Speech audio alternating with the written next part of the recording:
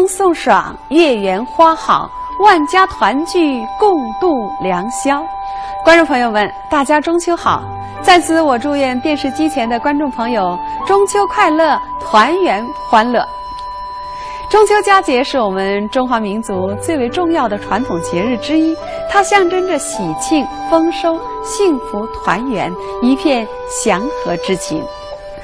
悠久以来，中秋之夜，人们最期待的就是悬挂在碧空玉宇中的一轮明月，天上一轮才捧出人间万幸，仰面看。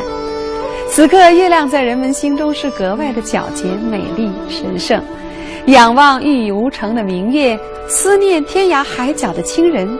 中秋佳节倍思亲，历代文人雅士骚人墨客，每当丹桂飘香，明月当空，诗兴浓浓，留下了无数咏月、颂月、文化名篇和美好的民间故事。今年中秋，我们电视说场呢，特地全新创作了以月亮为主题的特辑《此曲只迎天上有》电视评弹艺术片赏析，作为中秋佳礼，奉献给电视机前的观众朋友，愿大家喜欢。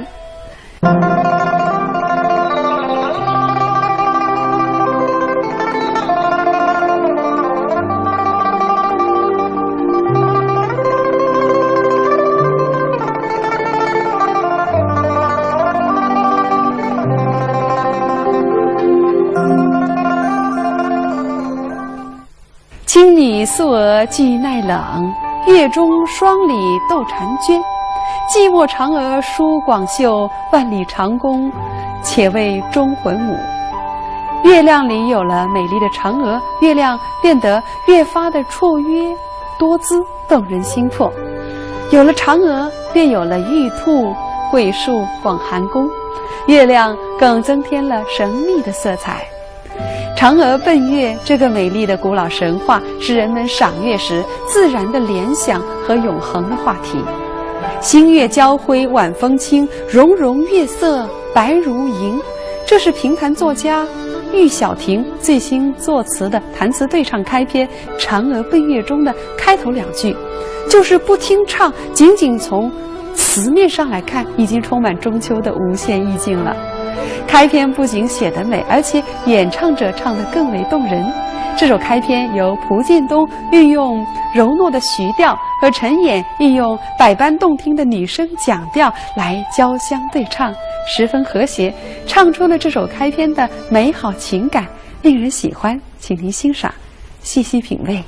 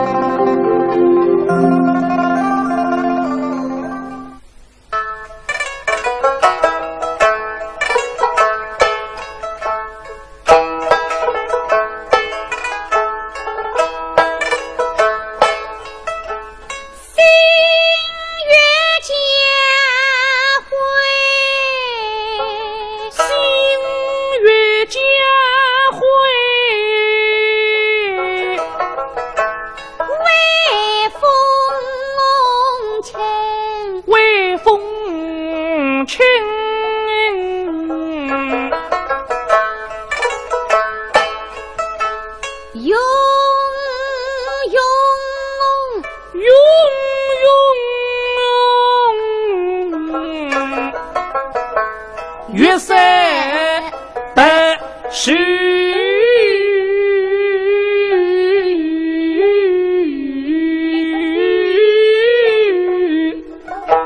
您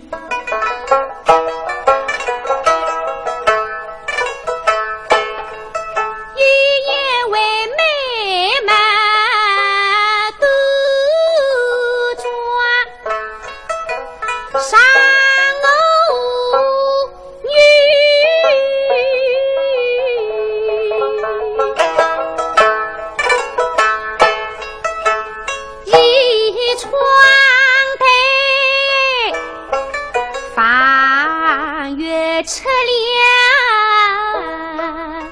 神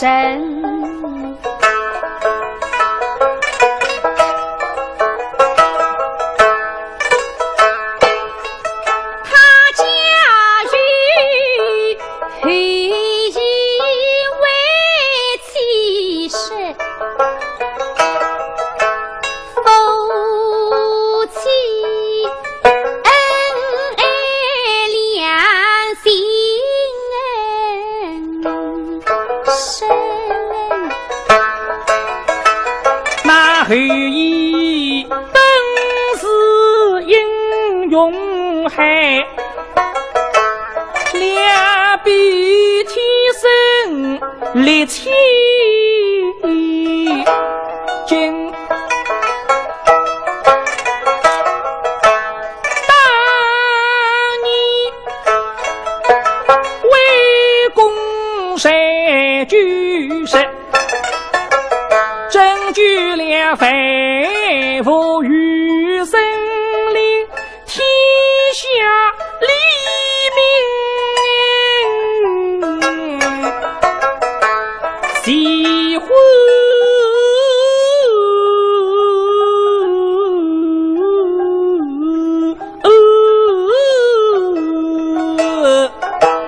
等他乡万亩聚得领对月，多是灯西心不深，乃是家亲李红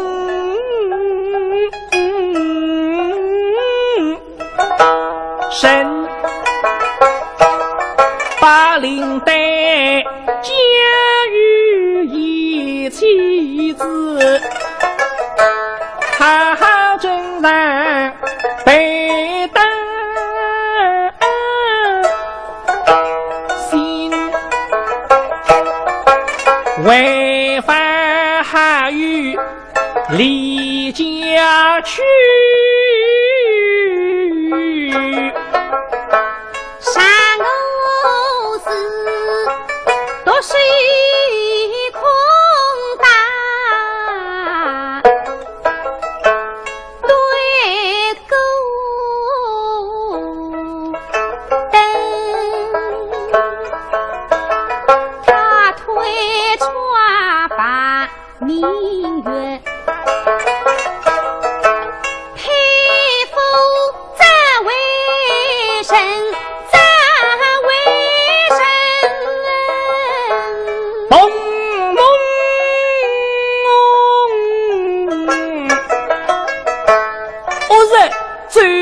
真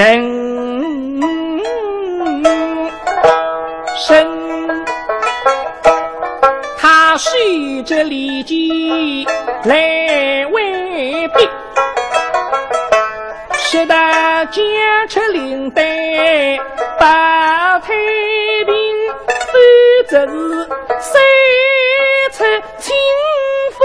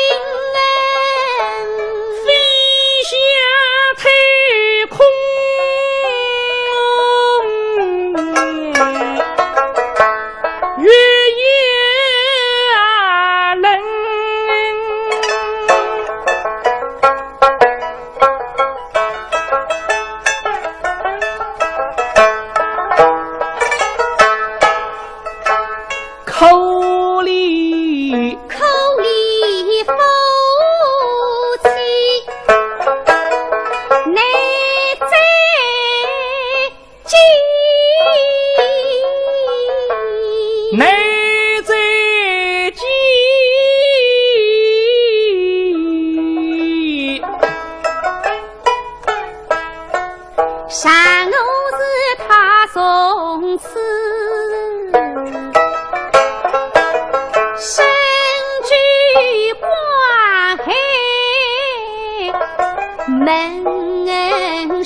机提上，提上神机连理分。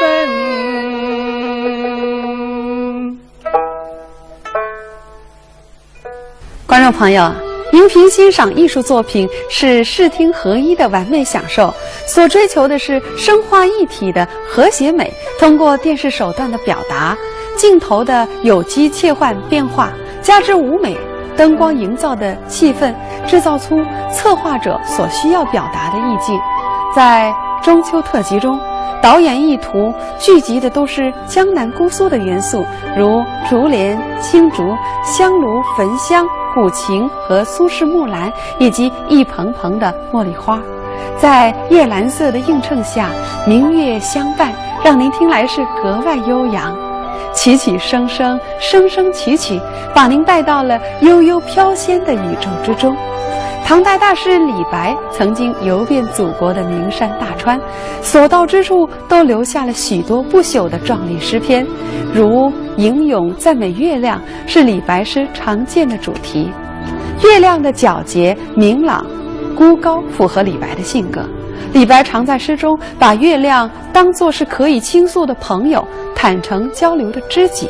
那一首脍炙人口的《月下独酌》中的名句花间一壶酒，独酌无相亲，举杯邀明月，对月成三人。月亮成了孤独中诗人最可信赖的挚友。传说李白之死是因为泛舟采石江山，醉眼朦胧中看到江中的月亮，忍不住下水捉月，才溺水身亡。下面播放的开篇《太白迎月》最后一句“奇经捉月葬尸魂”，说的就是这个故事。弹词开篇《太白迎月》由邢彦春作词，袁小良用游调弹唱。李白是一位浪漫主义的诗人，当您欣赏袁小良弹唱这首开篇的时候，你会发现他的琵琶伴奏十分的花俏，也许是吻合了浪漫主义的色彩吧。好，下面请大家一起来欣赏。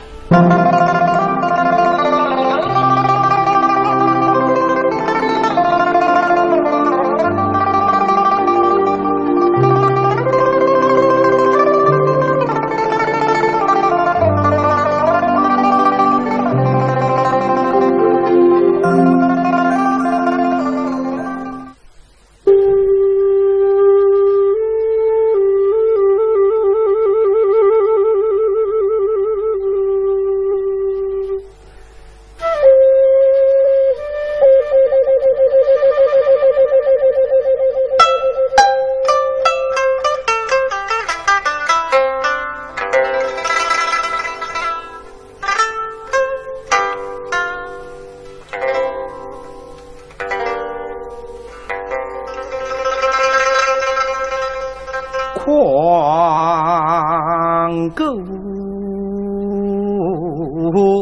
空中，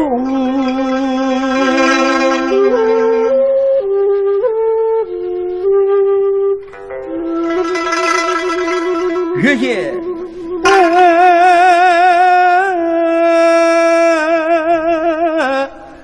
人。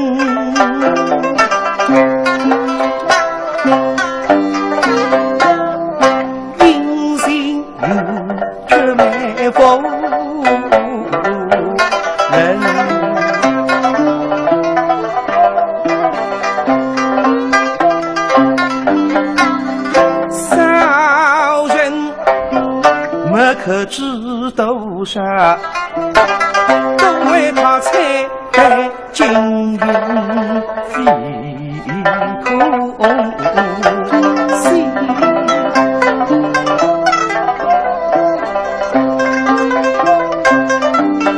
大胆的心里他不世上今月是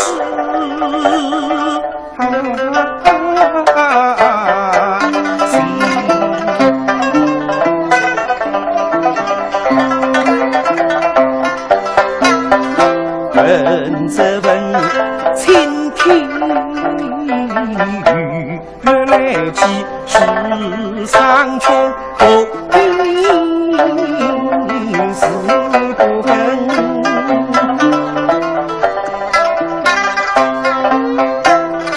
里这里青天中大绿勾月，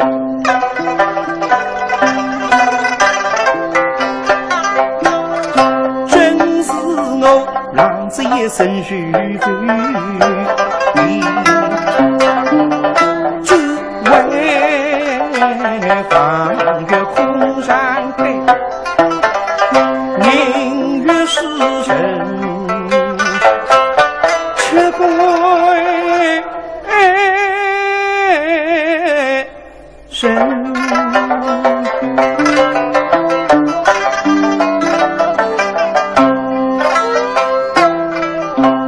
又让青天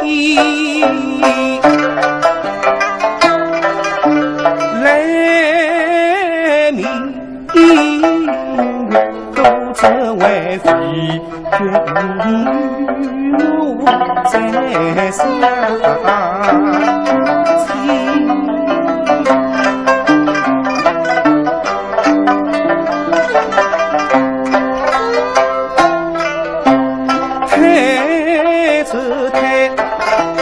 身配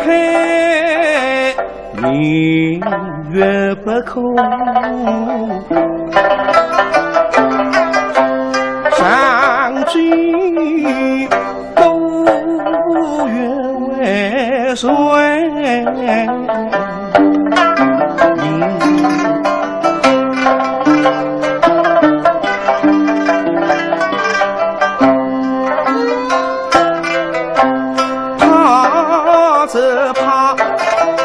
上人举头放明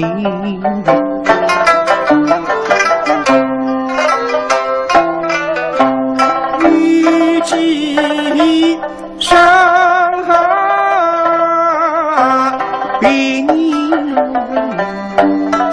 情该这该精神无计狗日月，今月神君咋不神？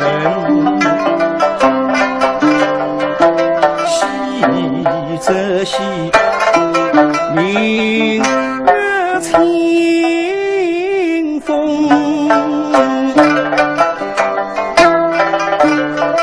用夜心美。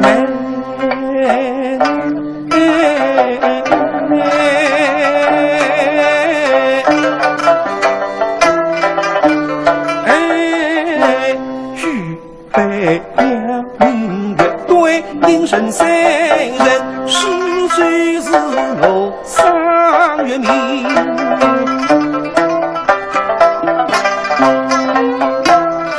白日月光，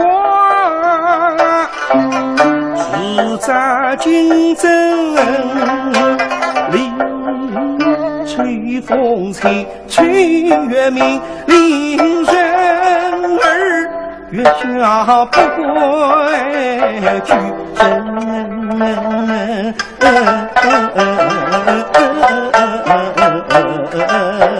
年，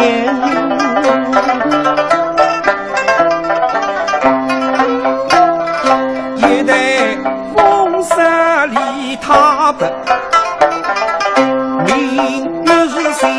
世事问答头来是地中做月长是问。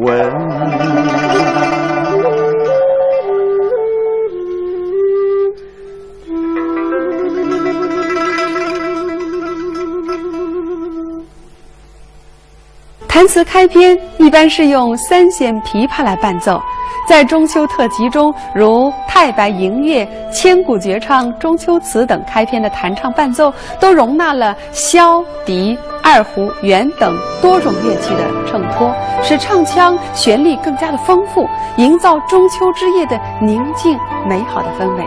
特别是在《千古绝唱·中秋词》这首开篇的弹唱中，更能品味到这一点。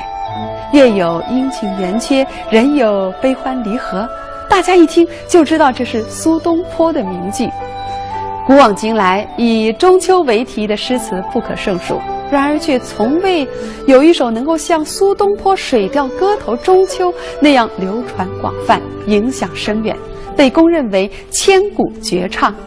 他的《水调歌头·中秋》写于公元1076年，当时苏轼在政治上很不得意，尽管他才华横溢、政绩卓著，但由于朝政腐败、官场险恶，他的抱负难以施展，反而屡遭贬降。生活上，他的妻子忙故多年，与胞弟苏辙也有7年未见面了。中秋之夜，独对于明月，思念故乡亲人，心情自然是郁郁的。但是他写的中秋词却以哲学的高度，从月亮的阴晴圆缺来看待人世的悲欢离合，字里行间充满了乐观向上的生活态度，通篇清奇无比，享露天外，是现实主义和浪漫主义结合的杰作。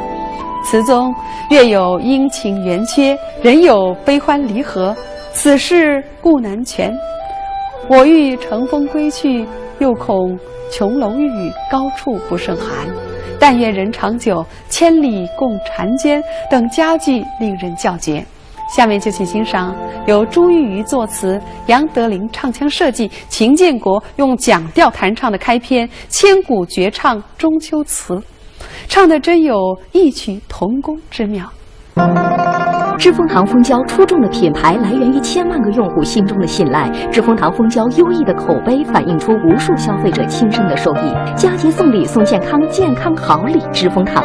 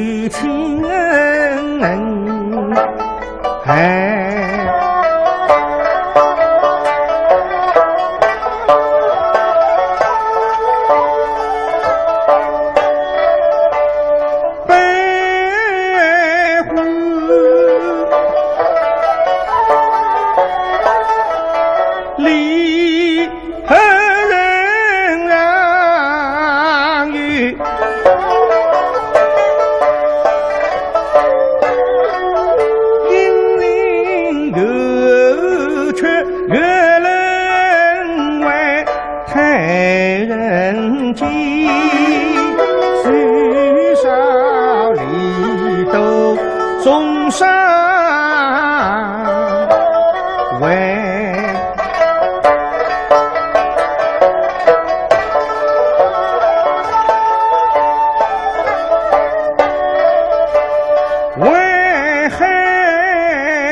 后人风不绝，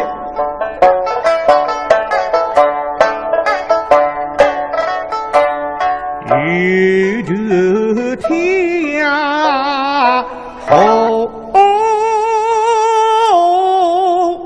日归，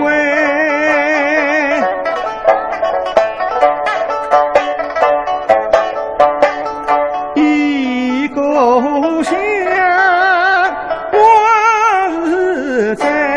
是亲人可平安，巴不得几个心灵从中归，身无双翅飞越南。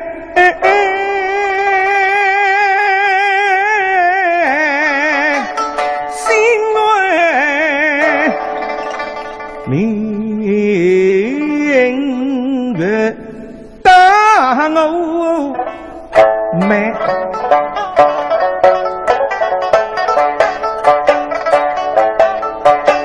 谁知归水走个千里遥，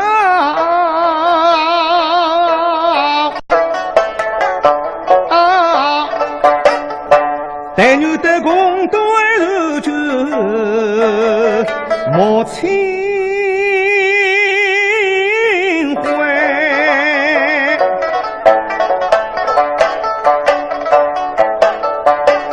身非云体外，豪气冲下海，又让众里百姓越来越空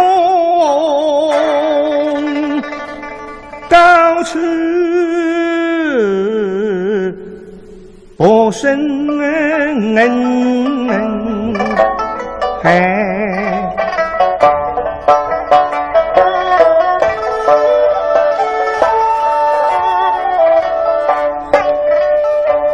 水的沟里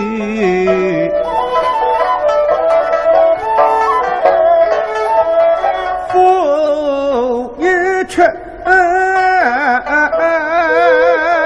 最天是一心门外，真是气够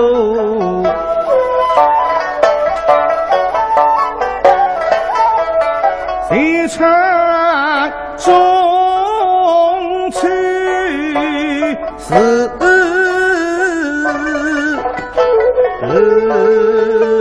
必定好的我将会东风妙批是非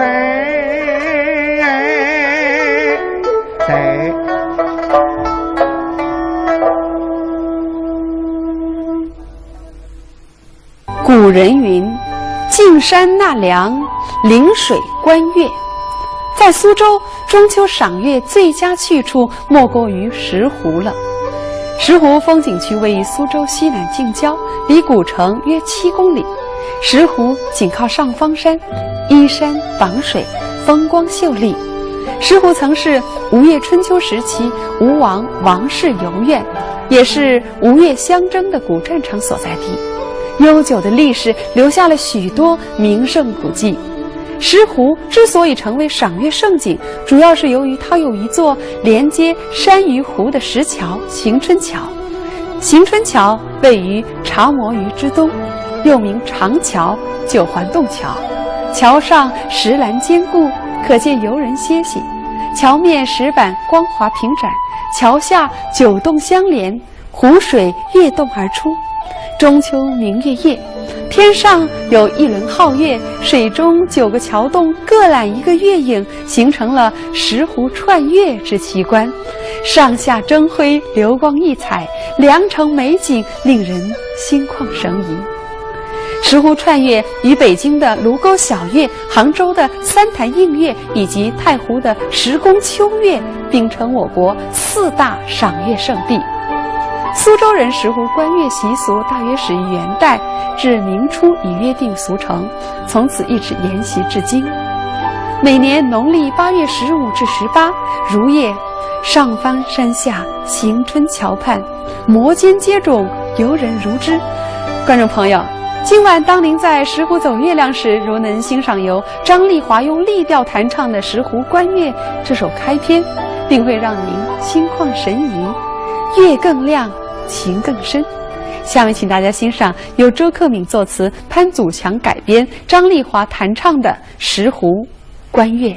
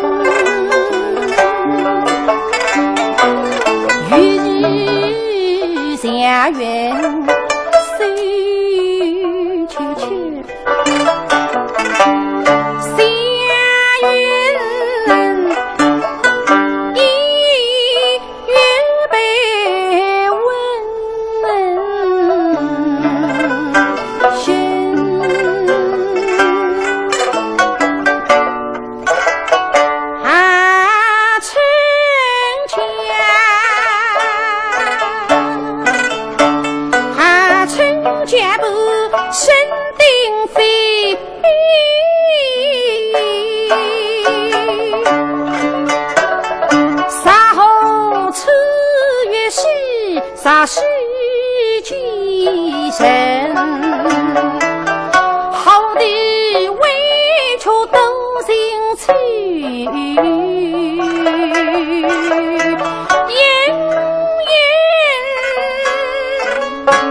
与他最恩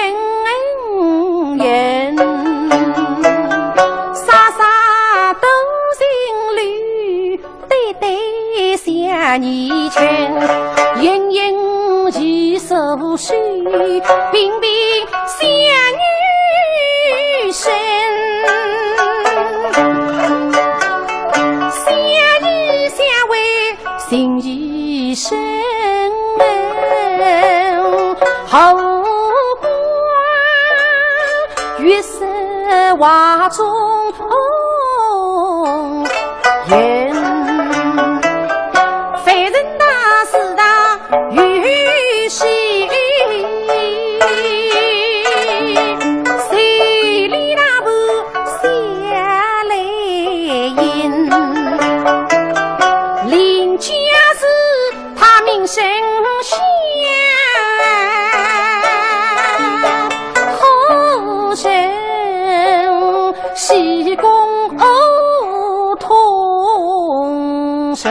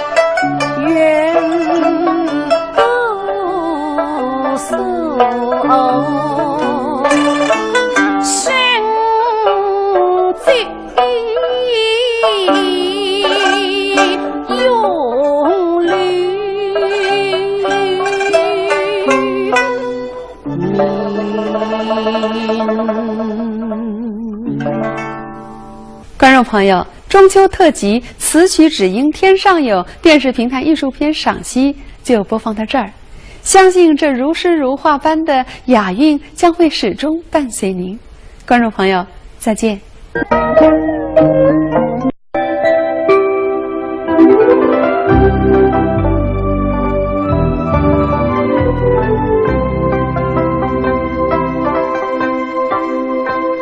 清风送爽，月圆花好，万家团聚，共度良宵。观众朋友们，大家中秋好！在此，我祝愿电视机前的观众朋友中秋快乐，团圆欢乐。中秋佳节是我们中华民族最为重要的传统节日之一，它象征着喜庆、丰收、幸福、团圆，一片祥和之情。悠久以来，中秋之夜，人们最期待的就是悬挂在碧空玉宇中的一轮明月。天上一轮才捧出人间万姓仰面看。此刻，月亮在人们心中是格外的皎洁、美丽、神圣。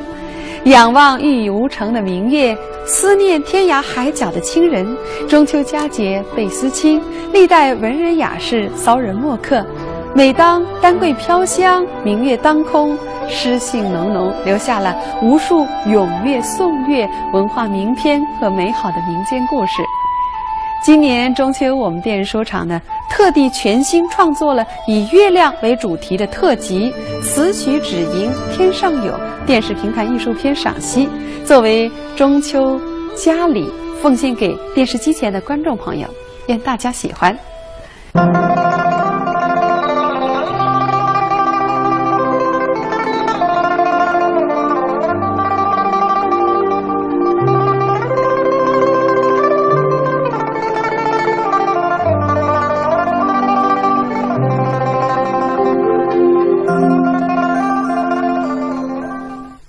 青女素娥俱耐冷，月中双鲤斗婵娟。寂寞嫦娥舒广袖，万里长弓且为忠魂母。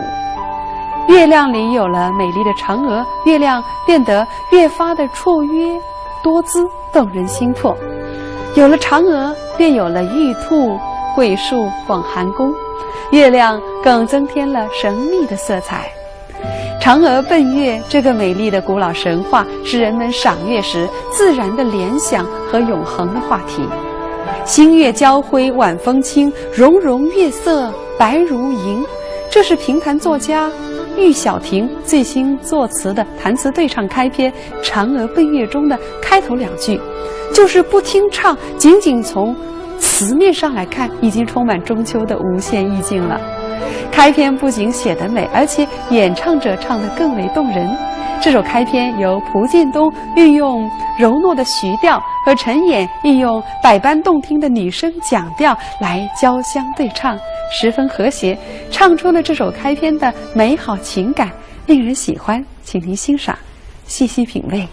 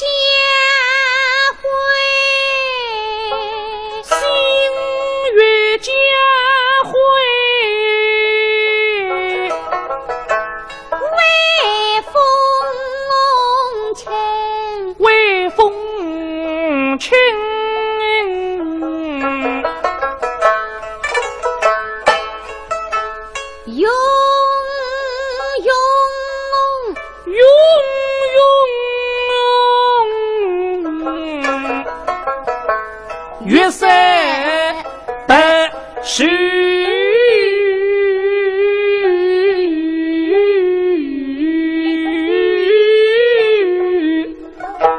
年，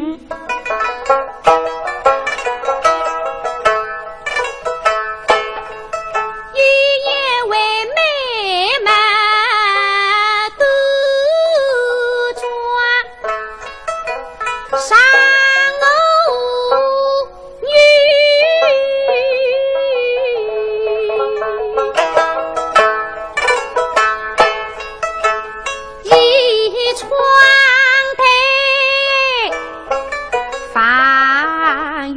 车辆声，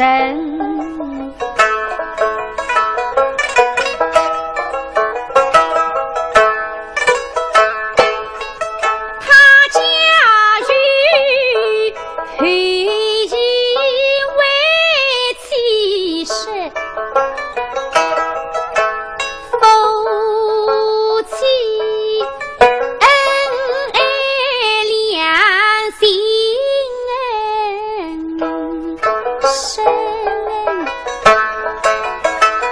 那后羿本是英勇汉，两臂天生力气劲，当年为公山举世，证据了肺腑与生灵，天下黎明喜欢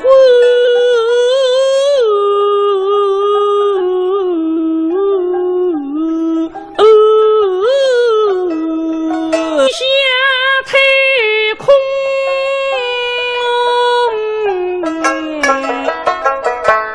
月夜冷，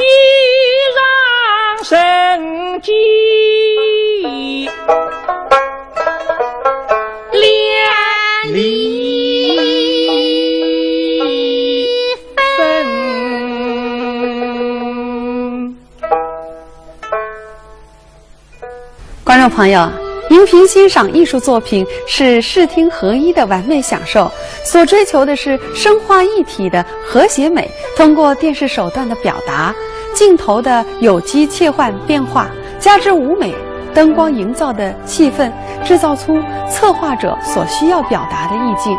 在中秋特辑中，导演意图聚集的都是江南姑苏的元素，如竹帘、青竹、香炉、焚香、古琴和苏式木兰，以及一棚棚的茉莉花。在夜蓝色的映衬下，明月相伴，让您听来是格外悠扬。起起声声，声声起起，把您带到了悠悠飘仙的宇宙之中。唐代大诗人李白曾经游遍祖国的名山大川，所到之处都留下了许多不朽的壮丽诗篇，如吟咏赞美月亮是李白诗常见的主题。月亮的皎洁明朗孤高符合李白的性格，李白常在诗中把月亮当作是可以倾诉的朋友，坦诚交流的知己。那一首脍炙人口的《月下独酌》中的名句花间一壶酒，独酌无相亲，举杯邀明月，对月成三人。月亮成了孤独中诗人最可信赖的挚友。传说李白之死是因为泛舟采石江山，醉眼朦胧中看到江中的月亮，忍不住下水捉月，才溺水身亡。下面播放的开篇《太白迎月》最后一句奇经捉月葬尸魂，说的就是这个故事。弹词开篇《太白迎月》由邢彦春作词，原等他乡万亩聚得林对月，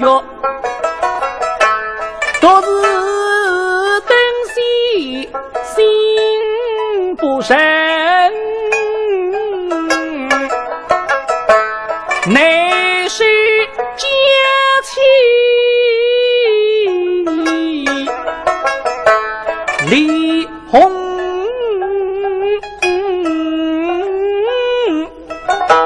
生，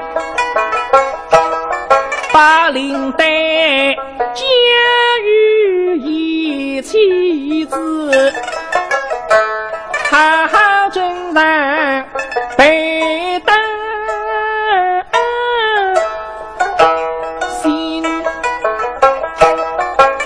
违反还与离家去，山偶寺都是一空大，对勾灯，他推穿把明月，佩服赞为神，赞为神，咚咚，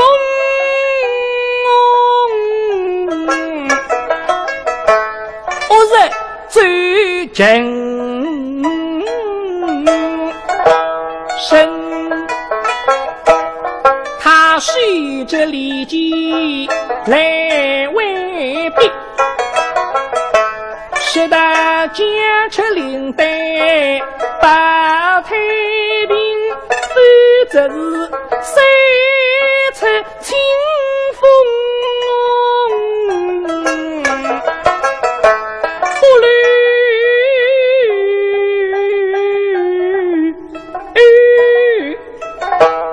心山偶寺心结之中，开白牙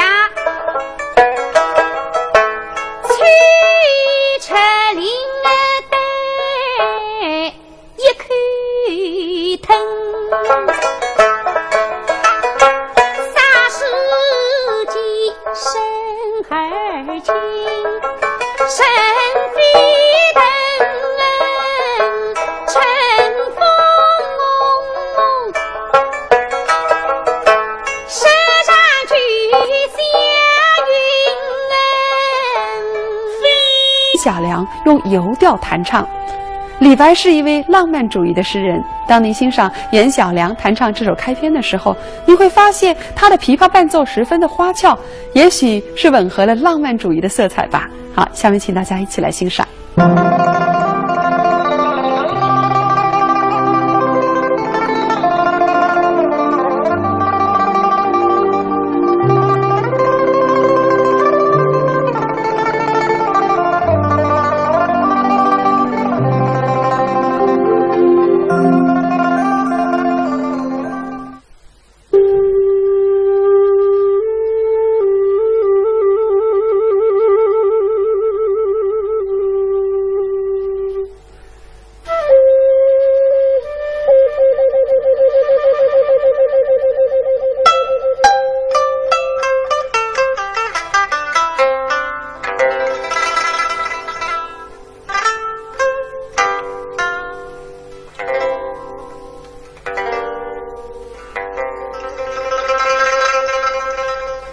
狂狗空中，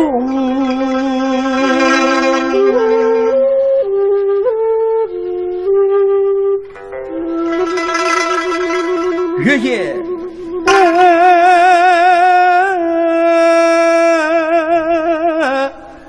人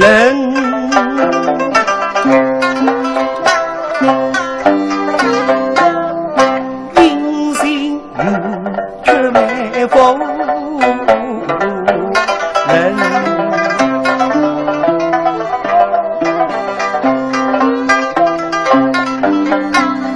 少人没可知斗杀，都为他才在金云飞空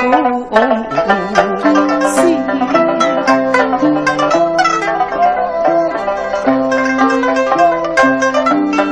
大大的心里他不世上几月是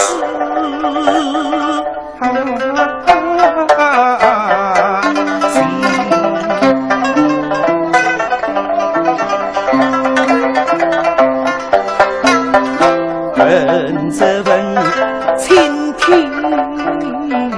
雨月来起，世上穷后因是不分。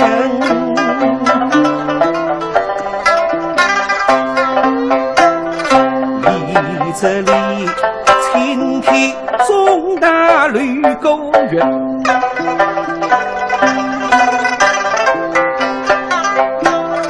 真是我浪子一身虚空心。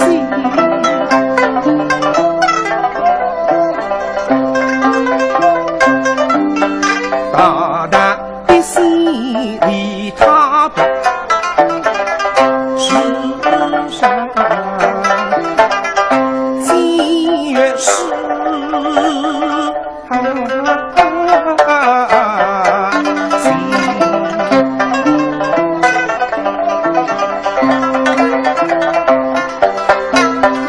人则问青天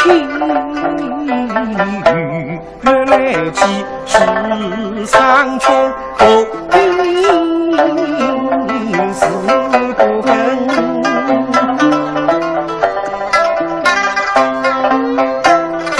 里这里青天中大绿沟园，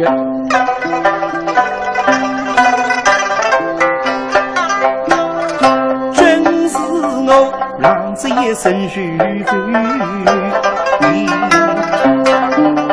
只为放月空山开，明月是人却不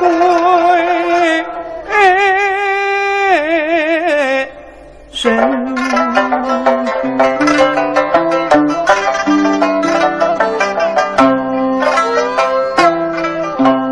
又让青天来明月都则为飞卷雨露在上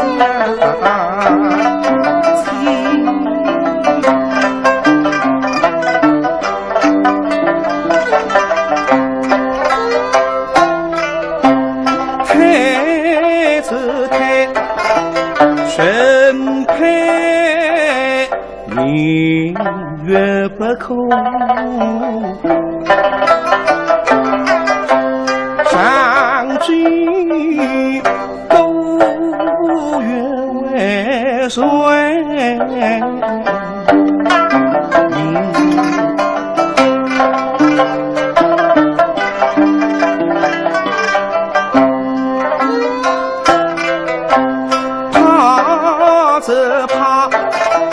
上人举头放明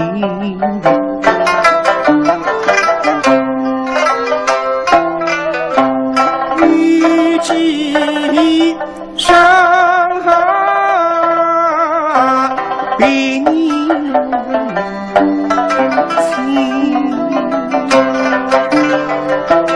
给这今生无计过日月，今月神君咋不神？喜则喜。明月清风，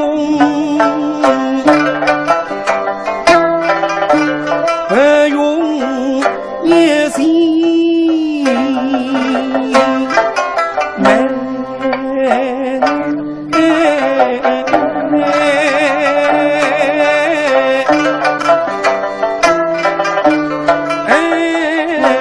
举杯了明月。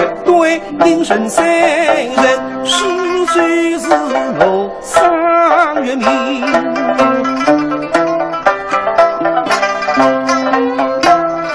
对日月光，是在金针里吹风吹，吹月明，令人儿月下不归去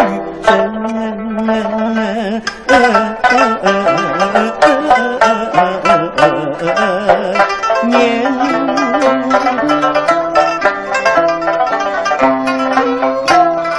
也得风沙里踏奔。明月是谁？是问大头来是地中翁。坐月上是问。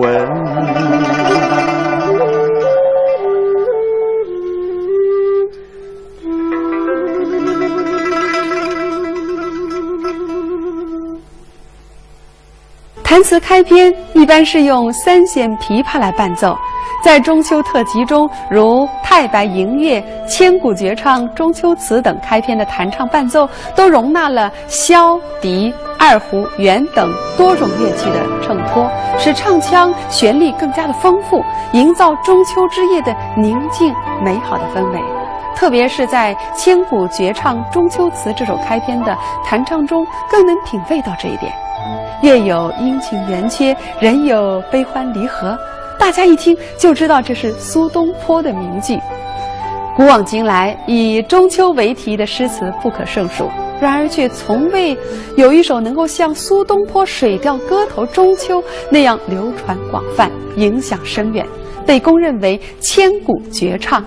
他的《水调歌头·中秋》写于公元1076年，当时苏轼在政治上很不得意，尽管他才华横溢、政绩卓著，但由于朝政腐败，官场险恶，他的抱负难以施展，反而呢屡遭贬降。生活上，他的妻子忙故多年，与胞弟苏澈也有7年未见面了。中秋之夜，独对明月，思念故乡亲人，心情自然是郁郁的。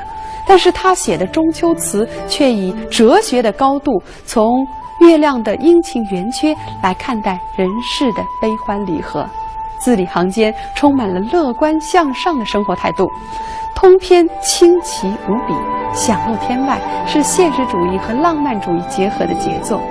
词中月有阴晴圆缺，人有悲欢离合，此事故难全。我欲乘风归去，又恐琼楼玉宇，高处不胜寒。但愿人长久，千里共婵娟等佳句令人叫绝。下面就请欣赏由朱玉瑜作词，杨德林唱腔设计，秦建国用讲调弹唱的开篇千古绝唱中秋词，唱得真有异曲同工之妙。知蜂堂蜂胶出众的品牌来源于千万个用户心中的信赖，知蜂堂蜂胶优异的口碑反映出无数消费者亲身的受益。佳节送礼送健康，健康好礼知蜂堂。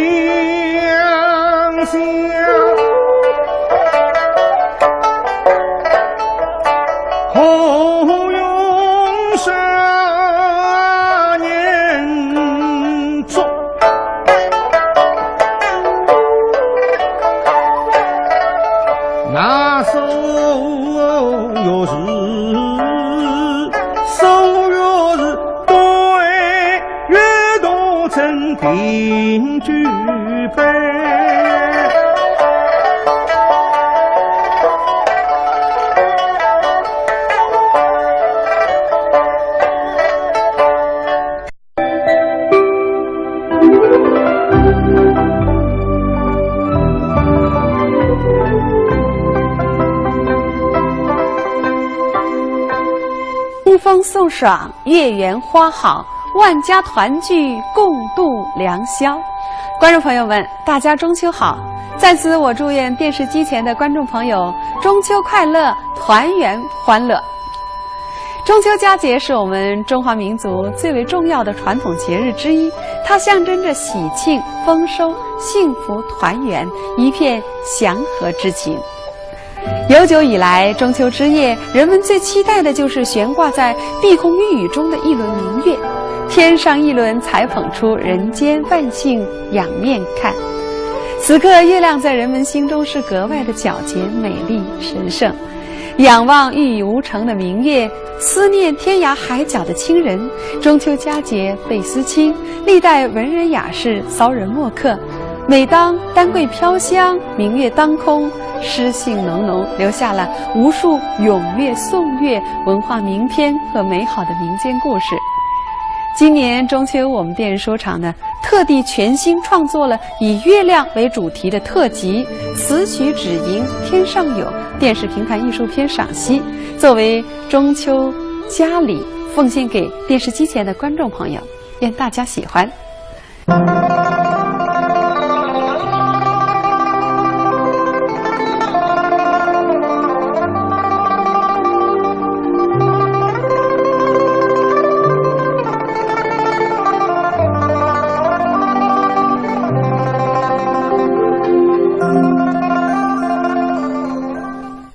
青女素娥俱耐冷，月中双鲤斗婵娟。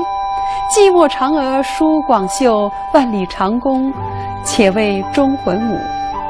月亮里有了美丽的嫦娥，月亮变得越发的绰约多姿，动人心魄。有了嫦娥，便有了玉兔、桂树、广寒宫，月亮更增添了神秘的色彩。嫦娥奔月这个美丽的古老神话，是人们赏月时自然的联想和永恒的话题。星月交辉晚风轻，融融月色白如银。这是评弹作家郁小婷最新作词的弹词对唱开篇《嫦娥奔月》中的开头2句，就是不听唱，仅仅从词面上来看，已经充满中秋的无限意境了。开篇不仅写得美，而且演唱者唱得更为动人。这首开篇由蒲建东运用柔糯的徐调和陈演运用百般动听的女声讲调来交相对唱，十分和谐，唱出了这首开篇的美好情感，令人喜欢。请您欣赏，细细品味。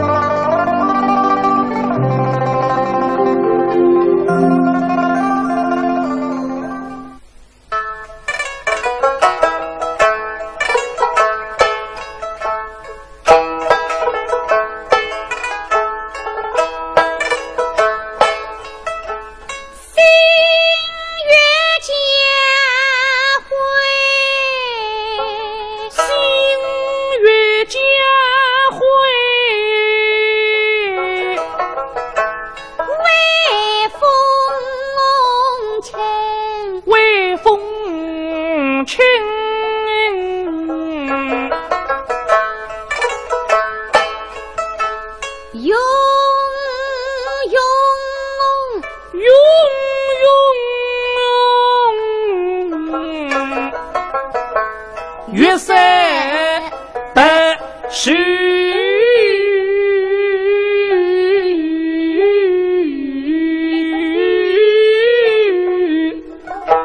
年，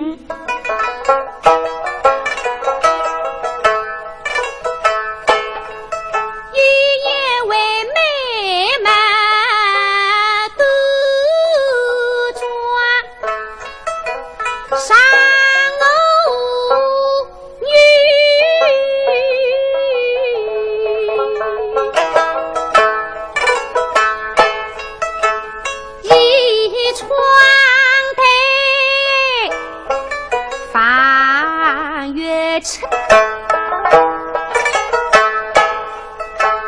口里夫妻，内在记，内在记，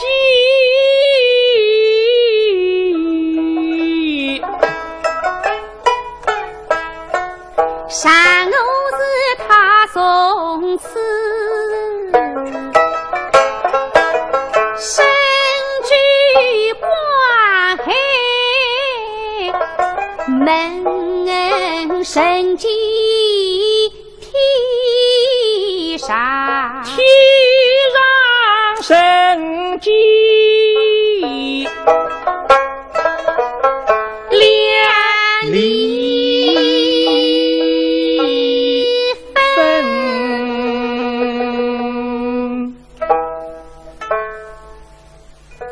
观众朋友，荧屏欣赏艺术作品是视听合一的完美享受，所追求的是声画一体的和谐美。通过电视手段的表达，镜头的有机切换变化，加之舞美，灯光营造的气氛，制造出策划者所需要表达的意境。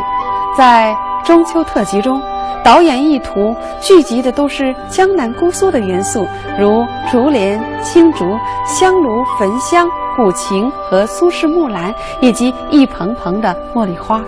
在夜蓝色的映衬下，明月相伴，让您听来是格外悠扬。起起声声，声声起起，把您带到了悠悠飘仙的宇宙之中。唐代大诗人李白曾经游遍祖国的名山大川，所到之处都留下了许多不朽的壮丽诗篇，如吟咏赞美月亮是李白诗常见的主题。月亮的皎洁明朗孤高符合李白的性格，李白常在诗中把月亮当作是可以倾诉的朋友，坦诚交流的知己。那一首脍炙人口的《月下独酌》中的名句花间一壶酒，独酌无相亲，举杯邀明月，对月成三人。月亮成了孤独中诗人最可信赖的挚友。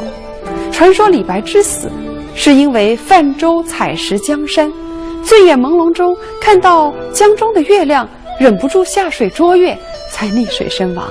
下面播放的开篇《太白迎月》最后一句“骑鲸捉月葬诗魂”，说的就是这个故事。弹词开篇《太白迎月》由邢彦春作词，袁小良用游调弹唱。李白是一位浪漫主义的诗人，当您欣赏袁小良弹唱这首开篇的时候，您会发现他的琵琶伴奏十分的花俏，也许是吻合了浪漫主义的色彩吧。好，下面请大家一起来欣赏。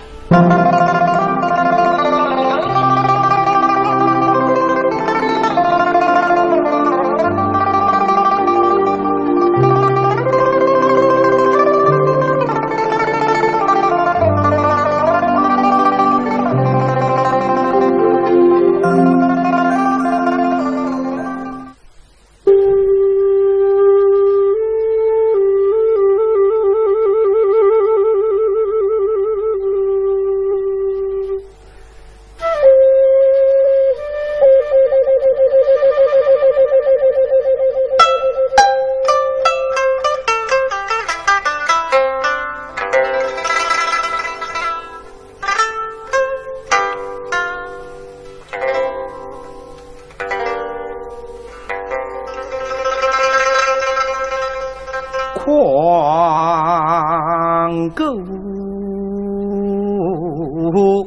空中，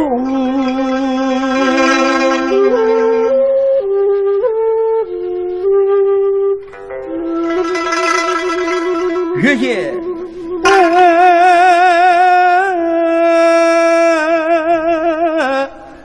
人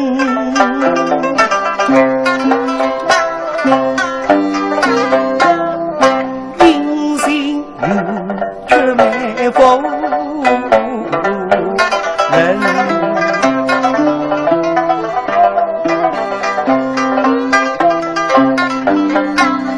少人没可知多少，都为他彩带金银。可怜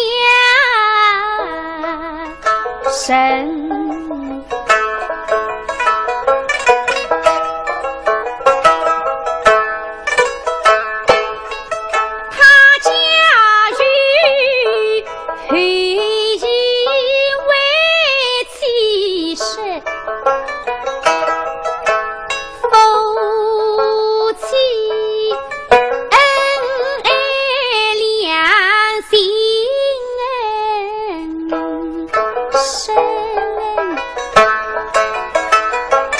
后羿本是英勇汉，两臂天生力气劲，当年为公山举世，争取了肺腑与生灵，天下黎民。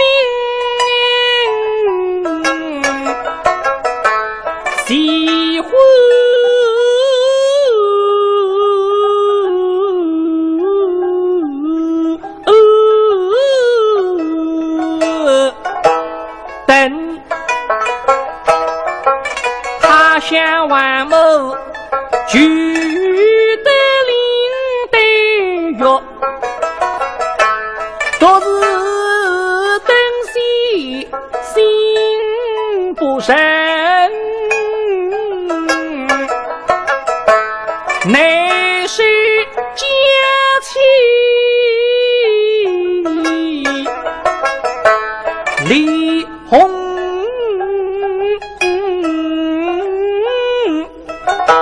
神，把领带驾驭一妻子，他真然被担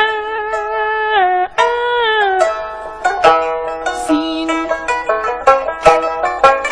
违反还与离家去。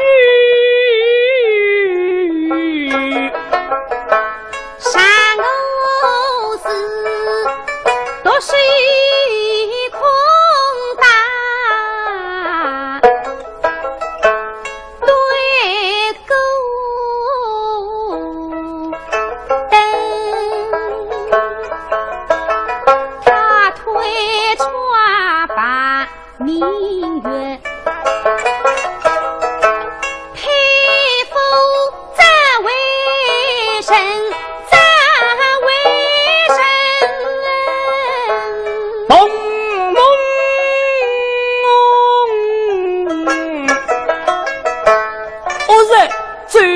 真神，他许着礼记来为兵，使得家吃领带保太平，否则是三出清风。